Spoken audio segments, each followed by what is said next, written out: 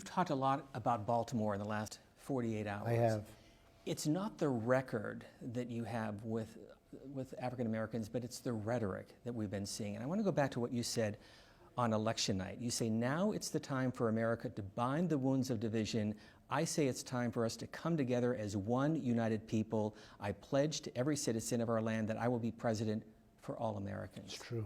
And I mean it maybe even more now than I meant it then. But there is a tremendous divide between Republicans and Democrats, between ideologies, you know, whether it's healthcare. I listened to some of the healthcare plans that would be so destructive, and you see what we're doing, and you see what, you know, when you want to take 180 million people off private health insurance, where they love it, they just love it, they fought for it, they want it, they work hard for it, and you know, you want to take it away from them.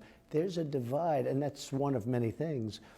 And I'm actually surprised by, you know, the level. Look, it was here for President Obama. It was here for President Bush. It was certainly here for President Clinton, if you go back. But there is a divide. There's no question about it. And I think it can change.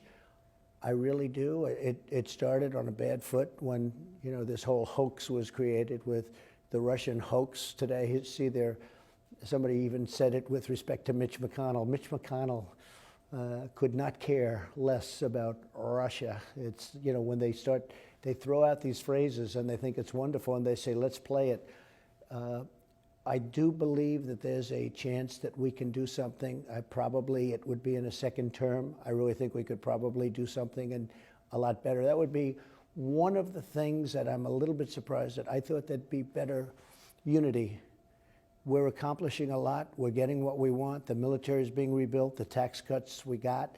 The regulation cuts are the biggest of any president in history, even if it was a much longer term of years. But with all of the things that we've got, I mean, think of VA choice, think of all of the things that we've got, you would think that that would make people happy. But they read the tweets. Do you think that you're a uniter as president? Well, you know, if I got fair coverage, I wouldn't even have to tweet. It's my only form of defense. If the press covered me fairly, I wouldn't need that. But they don't cover me fairly. For instance, today I was in Jamestown. I made a speech that was said to be a very good speech. It was not a political speech at all. It talked about 400 years ago. I mean, it was an amazing, very important period of time. And there was one protester stood up.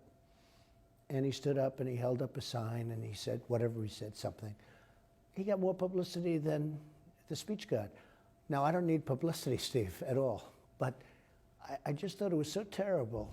And it was on Fox with John Roberts. And he talked about the protester for almost the entire segment of that. And I said, isn't that a shame? One guy stands up, not an impressive person. He stood up and he got all of this. He took the whole thing away. One person. It wasn't like, gee, we have 25,000 people going crazy. There was one person. And I say, that's pretty sad.